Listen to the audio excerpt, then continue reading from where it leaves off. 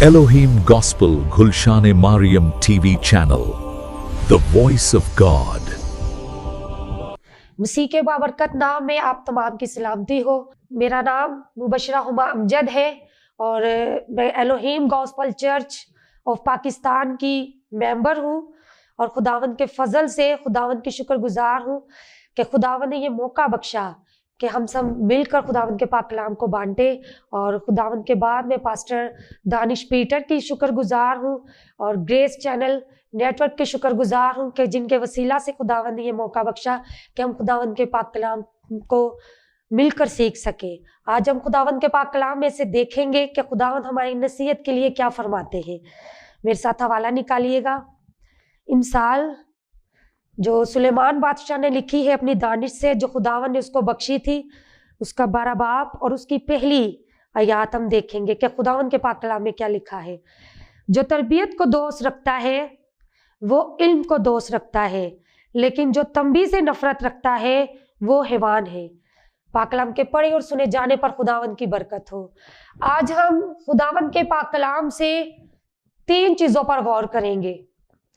खुदावंद के पाक कलाम में लिखा है तरबियत, दोस्त, इल्म और तंबी। पाक कलाम को अगर हम देखते हैं कि तरबियत कहाँ किसे जाता है। तरबियत जो है वो सलीका होता है, वो तरतीब होती है, क्योंकि हमारा खुदावन जो है वो तरतीब का खुदा है। तरबियत खुदावन चाहता है कि हमारे अंदर जो है वो तरबियत होनी चाहिए। अगर हमारे अंदर तरबियत होगी तो इसका मतलब कि हमारे अंदर इल्म है, और इल्म जो है वो हमें सिखाता है कि हमें किस तरह तरबियत को अपने अंदर कायम रखना है। जिस शख्स में तरबियत होती है उसके अंदर इल्म भी आ जाता है। कैसे? अगर हम तरतीब से चलते हैं तो खुदावंद के फजल से इल्म भी हमारे अंदर होता है, क्योंकि इल्म जो है हमें सिखाता है कि हमें माशरे में कैसे चलना है, कैसे बैठना है, कैसे दौड़ना है, कैसे देखना है। वो हर एक चीज हमें जो है इल्म ही सिखाता है, और वो इल्म जो है हमें खुदावंद के पाक कलाम से मिलता है। और हम जब खुदावंद के पाक कलाम में से इसको लेकर चलते हैं तो हमारी जिंदगी में तरबियत आती है। आज हम इल्म तो रखते हैं, इल्म को चाहते हैं और इल्म को इस्तेमाल भी करते हैं, लेकिन हम उस तरतीब को भूल जाते हैं जिस तरतीब से खुदावंद चाहता है। आज हम बहुत ज्यादा तालीम याफ्ता होते हैं, हर एक चीज में कामयाब होते हैं, हर एक चीज पर फोकस करते हैं, लेकिन वो इल्म, वो तरबियत हमारे अंदर नजर नहीं आती। हम चलते हुए भटक जाते हैं। खुदावंद के पाक कलाम में अगर हम देखते हैं कि खुदावंद ने जब मुनादी शुरू की तो उन्होंने एक तरतीब को अपने साथ लिया। बपतिस्मा लिया, बपतिस्मे के बाद उन्होंने जो बपतिस्मे से पहला उनका पीरियड था घर का, वो उन्होंने अपने घर में भी अपने माँ बाप की इज्जत के साथ ये सारी तरतीब को कायम किया। जब उन्होंने बपतिस्मा लिया फिर उन्होंने खिदमत का आगाज किया, तो वहां पर भी हम देखते हैं कि खुदावंद जो है पाक कलाम को लेकर जब चले, जब उन्होंने बपतिस्मा लिया और खुदावंद की शरीयत को पूरा करते हुए आगे बढ़े, तो वो आगे ही मजीद बढ़ते गए। और उन्होंने वो सारी तरतीब ली जो पाक कलाम में लिखी थी कि जब तुम तौबा करोगे, बपतिस्मा लोगे तो खुदावंद में नए हो जाओगे। इसी तरह तरतीब के साथ चलते चलते वो इल्म को बांटते गए। उन्होंने बहुत से शागिर्द बनाए और खुदावंद के फजल से जब वो चलते गए आखिर तक उसमें वो उस बात में उस जो उन्होंने एक बेड़ा उठाया था कि मैंने लोगों को उनके गुनाहों से माफी दिलानी है। जो खुदावंद ने, जो बाप ने मुझे ये हुक्म दिया है कि तूने मेरे लोगों को उनके गुनाहों से निजात दिलानी है, तो वो जो उन्होंने बेड़ा उठाया था वो आखिर तक जो है खुदावंद यीशु मसीह उस बेड़े को साथ लेकर चले और चलते रहे, और लास्ट आखिर तक जब तक वो सलीब पर थे तब तक उन्होंने उस बेड़े को उठाए रखा और अबलीस को शिकस्त दी। आज हम देखते हैं कि जब हम कामयाब होने के लिए चलते हैं, तरबियत को साथ लेकर चलते हैं, तो हम तरबियत को भूल जाते हैं। कैसे भूल जाते हैं? क्योंकि पाक कलाम में लिखा हुआ है कि कोई तेरी जवानी की हकारत ना करने पाए। आज हम चलते हुए खिदमत में अपनी जवानी में ऐसे काम करते हैं जैसे कि खुदावंद की खिदमत में चलते हुए हमें शोभा नहीं देते।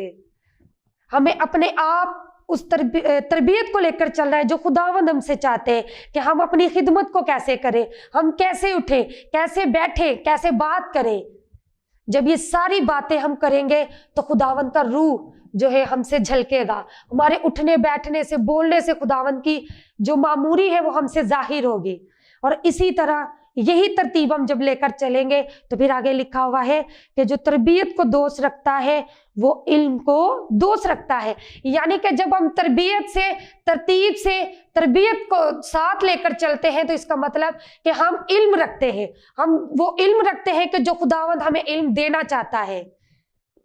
जब ये दोनों चीजें हमारे अंदर होती है तो फिर खुदावंद के पाक कलाम में लिखा हुआ है कि वो क्या है, वो इल्म को दोस्त रखते। इसका मतलब कि हमारी दोस्ती जो है वो इल्म के साथ है। आगे लिखा हुआ है लेकिन जो तंबी से नफरत रखते हैं। आज हम देखते हैं कि ऐसा ही होता है, हम तंबी से क्या रखते हैं, नफरत रखते हैं। आज हम देखते हैं कि जब कोई हमसे, हमें किसी काम के लिए समझा रहे होते हैं, जब कोई शख्स या हमारे घर के अफराद, हमारे वालिद, वालदा और या हमारे शोहर या हमारे बच्चे भी, कई बार ऐसा होता है कि हमारे बच्चे भी किसी चीज में हमें तंबी कर रहे होते हैं कि नहीं इस तरह नहीं, इस तरह ये काम होगा तो ये ठीक है। तो आज हम तंबी से क्या करते हैं, नफरत करते हैं। और तंबी से हमें नफरत नहीं करनी। आज हम देखते हैं कि कई बार ऐसा होता है हमारी जिंदगी में कि कोई ऐसा शख्स जिसकी खुद की जिंदगी जो है वो अच्छी नहीं गुजर रही, जो खुद इस चीज में बिल्कुल आगे नहीं, या जिसके अंदर खुद तालीम नहीं, वो चीज वो देकर कई बार हमें तंबी करता है, लेकिन हम उसकी तंबी को देकर इग्नोर कर देते हैं। हम कहते हैं कि इसको क्या पता होगा, ये जो हमें समझा रहा है इसको तो खुद अकल नहीं, ये खुद कैसी जिंदगी गुजार रहा है। हम उसकी बात को समझने की बजाय, हम उस बात को, उस तंबी को समझने की बजाय हम उस शख्स की जिंदगी को देखते हैं। हालांकि ऐसा हमें नहीं करना चाहिए। अगर वो शख्स नहीं उस बात पर अमल कर रहा, लेकिन जो उसके मुंह से अल्फाज निकल रहे हैं, हमें उस तंबी को देखना चाहिए। क्योंकि खुदावंद का पाक कलाम हमें फरमाता है कि जो तंबी से नफरत रखता है वो हैवान है। इसका मतलब कि हम अपनी जिंदगी में अगर तंबी नहीं रखते, हमारी जिंदगी में कोई ऐसी तंबी वाली बात नहीं, तरतीब नहीं, हम उस तरतीब से हटकर चलते हैं, खुदावंद के हकाम से हटकर चलते हैं, खुदावंद की शरीयत से हटकर चलते हैं, तो इसका मतलब कि हम में तंबी नहीं, हम तंबी से नफरत रखते हैं।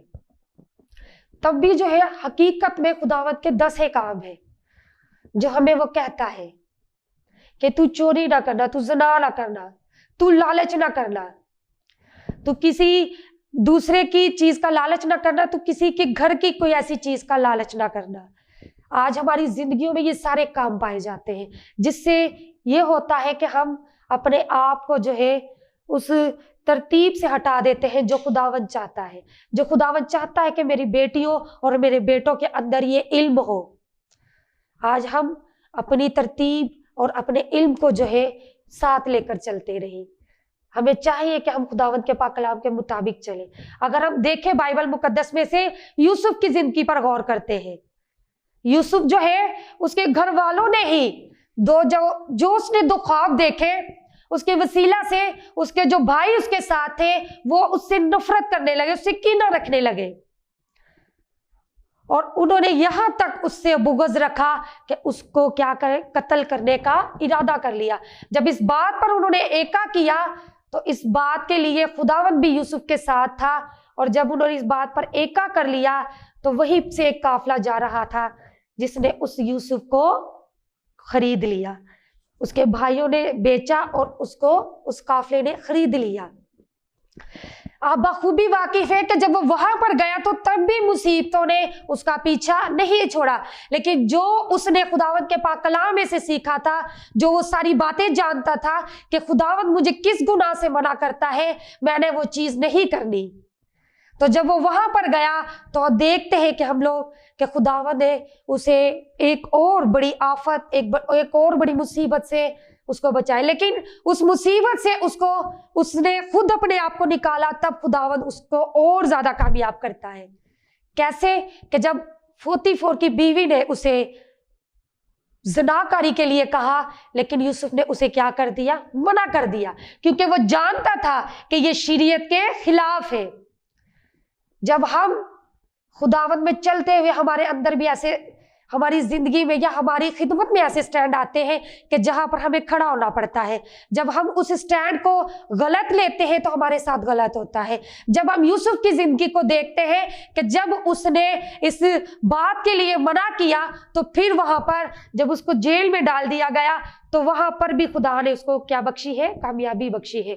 आप अगर तरतीब को साथ लेकर चलेंगे, खुदावंद की शरीयत को साथ लेकर चलेंगे, इल्म आपके अंदर होगा, क्योंकि खुदावंद के पाक कलाम में लिखा है कि तजर्बे से इल्म खुदावंद का जो है वो हासिल करते रहो। जब यूसुफ ये जान गया था कि खुदावंद इस गुनाह को नहीं चाहता कि मैं करूं, तो वो आगे बढ़ता गया। जब वो वहां पर गया जेल में, तो जेल में भी खुदावंद उसके साथ रहा और खुदावंद ने वहां पर उसको सरफराजी बख्शी। वहां पर खुदावंद ने वहां पर उसको सरफराजी बख्शी और वो उसके बेचे हुए एक शख्स को वहां का मुख्तार बना दिया गया। आज खुदावंद भी हमें चाहता है कि हम अपनी जिंदगी में ऐसे काम करें, एक तरतीब को लेकर आए, अपनी जिंदगी में एक वलवले को लेकर आए और उसी तरतीब और इल्म के साथ चले जो खुदावंद चाहता है कि हम उस तंबी को नफरत से ना, उस तंबी से नफरत ना करें, बल्कि उस तंबी को साथ लेकर चले, बड़ों की बातों को, हर एक चीज को देखते हुए कि खुदावंद हमें कैसे चाहता है कि हम उसकी खिदमत करें।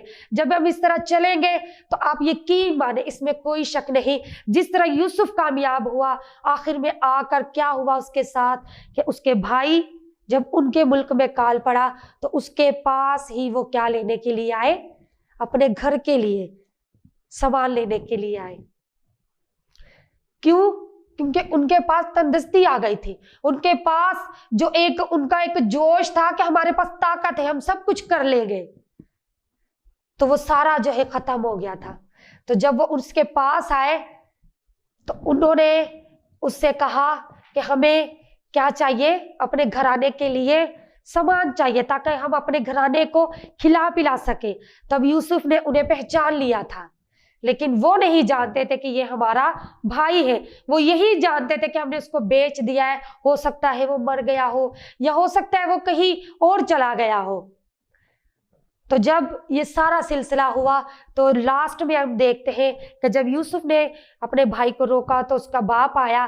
तो इस तरह जब सारा प्रोसीजर हुआ तो उसके बाद यूसुफ ने आखिर में ये काम किया कि अपने भाइयों को मना कर दिया, उसको मना करके फिर उसके बाद जब उसके भाई और उसके वालिद आए तो फिर उसने उनको माफ कर दिया। यानी कि वो अपनी साफ दिली से खुदावंद के साथ वफादार रहा, खुदावंद की वफादारी करता रहा, तरबियत को उसने दोस्त रखा, इल्म को जो है उसने दोस्त रखा और किसी की तंबी को उसने बुरा नहीं जाना और किसी की तंबी पर उसने उंगली नहीं उठाई कि ये मेरे साथ क्या किया तुम लोगों ने, जो मेरे साथ किया मैं वैसा ही करूंगा। उसने बदला नहीं लिया, बल्कि खुदावंद के साथ वफादारी से चलता रहा, तरबियत उसके अंदर रही। तो खुदावंद ने उसी शिकस्ती में से खुदा ने उसको सरफराज किया। जब हम भी इसी तरबियत को साथ लेकर चलेंगे, इल्म भी हमारे अंदर होगा और तंबी को दोस्त रखेंगे, तो हम हैवान नहीं कहलाएंगे बल्कि इंसान ही कहलाएंगे, जो खुदावंद चाहता है। इस बात में हम एक और मिसाल देखते हैं कि जब साउल को खुदावंद ने चुना तो साउल जो है अपने गधे ढूंढने के लिए निकला हुआ था और खुदावंद ने सैमुएल के जरिए खुदावंद ने साउल को चुना। तो साउल जो है वो एक बड़ा सूरमा था। अगर हम देखते हैं कि उसके बारे में जो बाइबल मुकद्दस में लिखा हुआ है कि लोग जो है उसके कंधे तक आते थे और वो निहायत खूबसूरत था, उसके साथ ताकत भी थी और वो उसके अंदर वो सारी काबिलियत जो थी वो पाई जाती थी। लेकिन जब हम देखते हैं कि अगली जिंदगी में जब तक वो खुदा के साथ रहा, उसके अंदर तरबियत रही, इल्म रहा। इल्म कैसा रहा कि खुदावंद जो है उसको जिता रहा है, उसके साथ है, तो इसलिए वो जंगें जीत रहा है। जब वो इस इल्म को साथ ही लेकर चला, तब तक उसके साथ जो है खुदावंद रहा, तो वो इस बात को समझता रहा। जैसे ही उसने इस बात को गलत लिया, वो लोग जब वो तंबी को उसने छोड़ दिया, वो नफरत करने लगा तंबी से, तो खुदावंद की तरफ से उसे एक बुरी रूह सताने लगी जो उसको सोने नहीं देती थी। इससे क्या हुआ कि उसके दिन की भी जो नींद थी या आराम था वो भी गया, और रात को भी वो सो नहीं पाता था। जब हमारे अंदर तंबी जब कोई हमें करता है तो हमें उस तंबी को अपने अंदर जो है कायम रखना चाहिए, समझना चाहिए इस बात को कि जो ये बात शख्स कह रहा है वो हमारी नसीहत के लिए है। खुदावंद दाऊद के जरिए उसको समझाना चाह रहे थे कि तू ये नहीं कर, तो अपने आप को जो है इतना नहीं कर, लेकिन उसके अंदर मैं आ गई थी। ये यकीन माने आप, जब आप तंबी को दोष नहीं रखते या इस बात से नफरत रखते हैं तंबी से, तो इसका मतलब कि आपके अंदर मैं है। जो मैं होती है इंसान के अंदर, वो इंसान को जो है बिल्कुल खाकसार कर देती है। इसी तरह साउल के साथ भी हुआ, दाऊद भी उसे आगाह करता गया, लेकिन साउल जो इस बात को नहीं समझ पाया कि ये फतहयाबी, ये कामयाबी, ये ताकत मुझ में, ये जितनी भी मैं जंगें जीतता हूँ, ये मुझे सिर्फ खुदावंद का जोर बख्शता है या उसकी कुव्वत मुझे जिताती है, बल्कि मैं खुद नहीं, वो मुझे जोर बख्शता है। लेकिन साउल इस बात को लेकर हट गया और वो समझने लगा कि ये सारी जंगें मैं जीतता हूं और ये मेरी वजह से ही है। जब उसके अंदर मैं आ गई तो वो बुरे काम की तरफ मुड़ गया। हम देखते हैं कि एक वक्त में उसने जो इल्म वगैरह करती थी, ऐसी औरतों को, ऐसे फालगिरों को अपने मुल्क से खुदावंद के हुक्म से क्या किया, निकाल दिया। लेकिन जब वो खुदा से अलग हुआ तो वही बुरी रूह सताने लगी। फिर उसके बाद वो एक औरत के पास जाता है जो फालगिर, जादूगर होती है, और उससे ये सारी बात बयान करता है। उसको कहता है कि मेरे लिए साउल की रूह को बुला, यानी कि वो खुदावंद के खौफ में चलता हुआ जब उससे हट गया तो खुदावंद की रूह जो है, खुदावंद के जो रूह उससे हट गई थी, फिर उस बदरूह जब आई तो उसके वसीला से वो परेशान हुआ। आज हमारी जिंदगियों में भी ऐसा होता है कि हम खुदावंद के फजल में चलते हुए, तरबियत को साथ चलते हुए, हम बीच में जो है खुदावंद की जो तरबियत है, जो इल्म है, उससे हट जाते हैं। जब हट जाते हैं तो हमें जब कोई तंबी करता है तो हम गुस्से में आ जाते हैं कि ये मुझसे क्यों ऐसी बात करता है या मुझे क्यों सिखाता है, मैं तो सब जानता हूँ। हालांकि हम कुछ भी नहीं जानते। हमें चाहिए कि हम खुदावंद के पाक कलाम में से जो हमें तंबी करता है, हम उस शख्स की जिंदगी का या उस शख्स की जिंदगी के उसके तिनके को देखना शुरू कर दे, बल्कि हमें चाहिए कि जो बात वो कह रहा है, जो चीज वो हमें समझाना चाह रहा है, हम उस चीज को लेकर सोचे कि खुदावंद हमसे बात करना चाह रहा है। क्योंकि खुदावंद जो है वो जानवरों तक को इस्तेमाल करता हुआ आया है हर एक काम में, और हमारी जहां पर हम कमजोर होते हैं, खुदावंद अपने खादमों के जरिए, हमारे जो फैमिली मेंबर होते हैं उनके जरिए, किसी ना किसी जरिए से हमें हमारे गुनाह से रोकने के लिए, वो तंबी करने के लिए किसी ना किसी को भेजता है। अगर हम तंबी को दोस्त नहीं रखेंगे तो आप यकीन माने आप हैवान बन जाएंगे। अगर हम देखते हैं तो साउल को, तो आखिर में क्या हुआ उसके साथ, लास्ट में जब खुदावंद ने उसको देखा, समझाया, सैमुएल ने भी इसको समझाया, साउल को दाऊद ने भी समझाया। जब वो सारी बातें नहीं समझा तो आखिर में क्या हुआ कि उसके सामने ही पहले उसकी गर्दन कटी, फिर उसके सामने ही उसके बेटों का कत्ल हुआ। इसका मतलब कि खुदावंद हमारी नस्ल को भी खत्म कर देगा जब हम खुदावंद की पटरी पर, उसके रास्ते पर चलते हुए, उसके नाम को इज्जत जलाल देते हुए हट जाएंगे। हमारे अंदर से तरबियत खत्म, हम अपने अंदर से तरबियत को खत्म कर लेंगे या अपने अंदर से इल्म को खत्म कर लेंगे, तंबी को नहीं सुनेंगे या सीखेंगे, उसको उस पर अमल नहीं करेंगे, तो इसका मतलब कि खुदावंद भी हमारी जिंदगी से ये सारी जो बरकतें हैं उन सबको क्या कर देगा, खत्म कर देगा। आज मेरे अजीजों, ये सोचने का वक्त है और ये समझने का वक्त है कि हमारा चाल चलन खुदावंद के पाक कलाम के मुताबिक है। क्या मैं खिदमत करती हूँ, क्या मैं खिदमत करता हूँ जो खुदावंद मुझे फरमाते हैं? क्या मेरा उठना बैठना बोलना इसके मुताबिक है?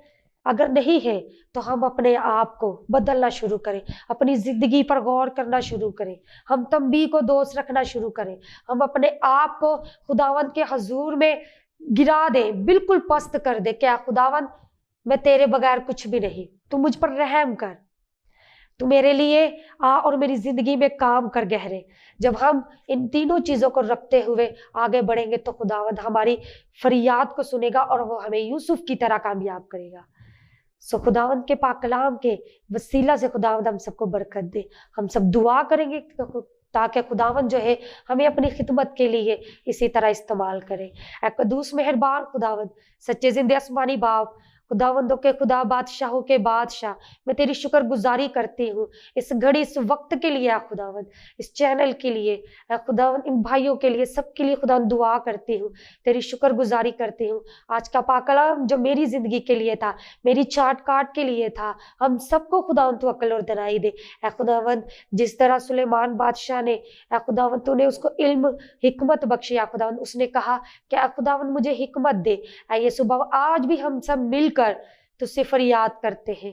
ऐ खुदावंद हमें दुनिया में चलने का इल्म बख्श, हमें तरतीब दे, हमें सलीका दे, ताकि हम उस तरतीब और उस सलीके से जो तू चाहता है वो अपनी जिंदगी में लेकर चले और तेरे नाम को इज्जत जलाल दे। तेरी शुक्रगुजारी करते हैं, तेरा शुक्र हो, तेरे नाम की तारीफ हो। यीशु के नाम से मांगा और पा लिया है, आमीन।